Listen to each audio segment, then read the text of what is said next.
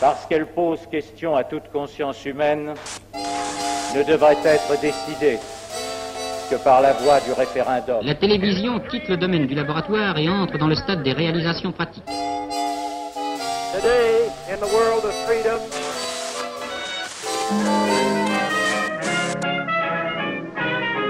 Au studio des PTT, les nouveaux appareils de transmission sont braqués sur les interprètes de cette séance de gala diffusée par la Tour Eiffel. Avant, j'aimais pas la politique, c'est l'émission qui cherche à vous réconcilier avec la politique. Merci de votre fidélité, c'est la deuxième saison, c'est une saison un peu particulière puisque le 7 mai prochain, vous serez appelé à voter pour le prochain ou la prochaine présidente de la République. Premier invité de cette saison, Jean Lassalle. Merci d'avoir accepté notre invitation. Bonjour et merci de m'avoir invité. Vous êtes député de la 4e circonscription des Pyrénées-Atlantiques et vous êtes candidat à l'élection présidentielle, justement. Oui.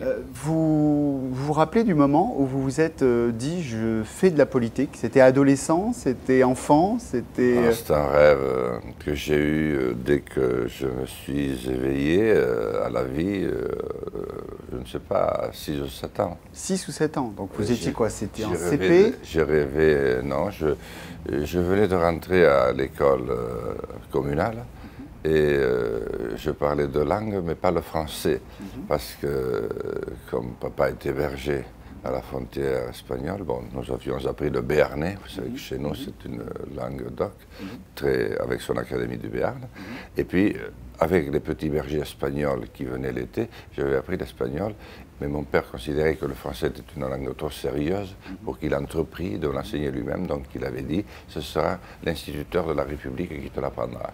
Donc, mais dès que j'ai commencé à voir, j'ai eu envie d'être maire de ma commune un jour. Ah oui, donc dès 6-7 ans, vous dites « je veux devenir maire ». Parce que j'aimais le pouvoir, de changer les choses. J'étais très touché de voir monsieur le maire, de voir qu'on allait le voir pour lui demander ou pour lui confier. J'imaginais que c'était parce qu'on était malheureux et qu'on avait besoin d'aller lui parler de quelque chose. Et puis ensuite, j'avais 11 ans, dans 10 ans, oui, en 1965, on a inauguré l'église. Donc le député est venu. Il m'a fasciné. Il a fait un discours extraordinaire. Il a raconté que la veille, il était en Israël et puis qu'il était arrivé pendant la nuit pour venir à l'inauguration. J'ai voulu être député. Et après, vous avez rencontré un président et vous avez puis après, oui, après, j'ai beaucoup aimé le général de Gaulle et j'ai rêvé d'être président aussi, tout ça, vous voyez, avant 12 ans, quoi. Et vous êtes connu pour avoir entrepris une marche de 5000 km en 2013. Vous avez rencontré beaucoup de Français. Qu'est-ce que vous avez appris de votre rencontre avec ces Français? J'ai vu effectivement ce que je pensais voir et entendre ce que je pensais entendre. J'ai vu une France qui a peur et qui n'a plus confiance en rien ni en personne. Et surtout pas en les politiques. J'aurais jamais imaginé qu'on était haïs à ce point. Et les partis politiques, alors c'est pire parce que nous apparaissons comme des mafias, vous voyez, perverses, qui arrangent tout en coulisses, loin du peuple. Alors ça, c'est insupportable pour nos compatriotes. Mais ils sont fous de rage. J'ai constaté qu'il fallait écouter d'abord. Et après, ils parlent. Ils parlent. Ensuite, il faut dire que vous classez pas mal. Hein. Les seconds, c'est les médias. Hein. Après, c'est la justice, hélas. Vous voyez, dans ce triste... Et du coup, pour vous, quelle est la première mesure à prendre pour réconcilier ces citoyens avec ces institutions? C'est tout simplement, lorsqu'on aspire à l'honneur exceptionnel dans une vie, de les représenter, la moindre des choses, c'est d'aller à leur rencontre. Je ne vais pas pouvoir voir les 65 millions de Français, mais je vais faire en sorte de continuer à en rencontrer beaucoup. Et d'ailleurs, je vais engager un deuxième Tour de France d'une manière différente, parce que je l'ai fait à pied, mais ça m'a pris 9 mois en même temps. Vous êtes un des députés qui vous êtes prononcé, enfin en tout cas qui avait émis des doutes sur l'état d'urgence en disant ça peut mettre en cause nos libertés publiques. Quelles sont les libertés qui, de votre point de vue, sont menacés par cet état d'urgence. Et du coup, vous souhaiteriez qu'on mette fin à l'état d'urgence? Vous pensez qu'il n'y a pas un problème de sécurité? Bon, d'abord, c'est la sécurité, parce que beaucoup de mes amis ont été choqués par ce double vote. Le premier vote, j'ai voté pour, mais je n'ai pas voté la prolongation. Tout simplement parce que c'est mentir, encore une fois, aux Français. Comme si c'était avec cette disposition qui n'apporte rien de plus par rapport à ce que nous avons déjà, si déjà nous étions capables d'organiser une surveillance active autour des écoles ici à Paris. On a tout ce qui permet de le faire, des collèges, des lycées. Bien, ce serait autrement plus efficace. Mais ce n'est pas parce que vous décrétez l'état d'urgence que vous allez que vous empêchez un fou furieux d'envoyer un camion dans les rues de Nice. Enfin, pas dans la promenade des Anglais, qui plus est. Donc, j'estimais que c'était trouver un moyen de rassurer, mais qui était totalement faux, qui n'apportait aucune assurance. Je ne peux pas supporter cette hypocrisie. Et deuxièmement, quelles sont les libertés? C'est la liberté de base, d'aller et venir. Et je m'adresse à ceux qui sont comme moi, éperdus de liberté, qui ont cette liberté tout en respectant celle des autres. Mais quand vous savez qu'avec déjà un téléphone, on vous géolocalise, on sait que je suis avec vous maintenant, bonjour l'intimité, hein. Mais si en plus on donne à l'administration centrale les pouvoirs de vous fliquer à tout moment, partout, parce que bon, si on ne fliquait que les gens dangereux et si vraiment on était capable de savoir sur eux, ben c'est que vous êtes aussi fliqué qu'eux, et il n'y a pas de limite. Moi, en ce moment, je suis hyper fliqué. Vous parlez beaucoup aussi de fraternité en disant la fraternité, c'est le rempart contre les haines. Comment ça se traduit politiquement? La fraternité, ça fait partie de notre devise, mais politiquement, comment on traduit ça? La fraternité, rempart contre les haines. Tout simplement en faisant ce que nous faisons tous les deux ce matin, en parlant tranquillement, en échangeant avec ceux qui veulent venir à moi. Je ne force personne, parce que moi-même j'ai horreur d'être dérangé si je n'ai pas envie. Mais par contre, si ça me parle, eh bien, et si ça parle à ceux que je vais rencontrer, eh bien, je passerai beaucoup de temps. La fraternité, c'est d'abord la rencontre. Et si dans les yeux, on a envie, eh bien, on échange une ou deux idées. Et à partir de là, on se sent de nouveaux citoyens. Et quelques citoyens sont capables de reconstruire un peuple. Et ce peuple, c'est le plus exceptionnel du monde. C'est celui-là même qui s'est déclaré souverain. Et c'est devenu...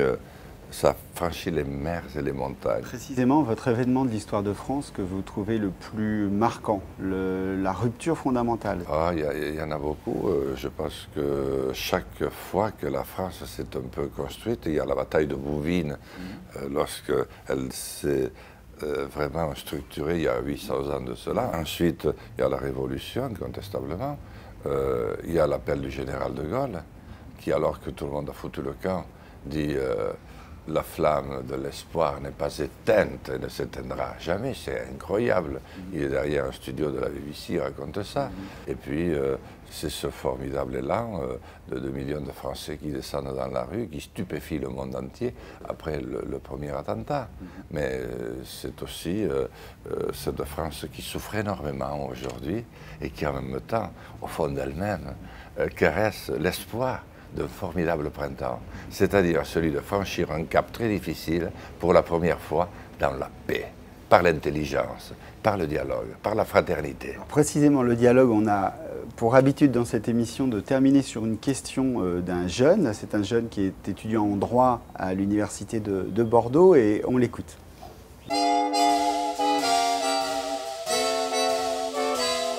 Bonjour Monsieur Lassalle. Je m'appelle Enzo Portekop et je suis en première année de droit à la faculté de Bordeaux. Comme vous le savez très bien, dans quelques mois maintenant, ce seront des milliers d'affiches de campagne qui matraqueront voter Lassalle. Serait-il possible que vous, Jean Lassalle, vous ne soyez pas le candidat parfait pour les élections de 2017? Alors éclairez-moi, quel serait le défaut que vous devriez cacher pour le Jean Lassalle de 2017? Ce que je pourrais cacher à mon insu. Qu'est-ce que je pourrais cacher? Peut-être un trop-plein